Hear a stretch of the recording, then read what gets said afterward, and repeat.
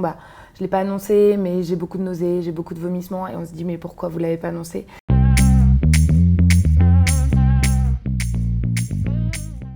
Moi c'est Alice, sage-femme. Et moi c'est Pierre, je suis sage-femme échographiste. Grand sujet, est-ce qu'il y a un bon moment pour annoncer sa grossesse?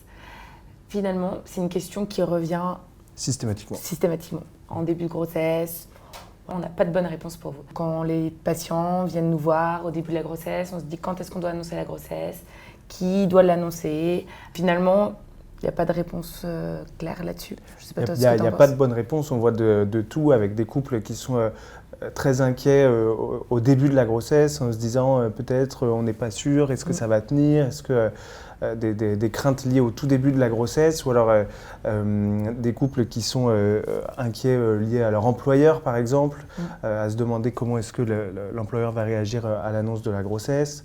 On a des couples qui sont un peu dans le secret, dans la joie de cette grossesse et qui sont plutôt heureux de le garder pour eux au début avant de le partager au reste du monde, à la famille et aux amis. Voilà, parfois on se dit avant 3 mois, après 3 mois.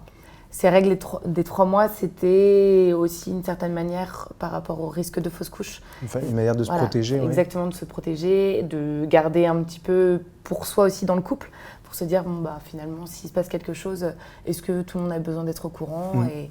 Nous, en tant que professionnels, on est peut-être là pour vous aider, vous guider, à savoir est-ce que c'est bon pour vous, est-ce que ça vous fait du bien de garder cette grossesse pour vous ou alors de l'annoncer tout de suite, quoi. On espère que ça vous aidera dans votre réflexion en tout cas.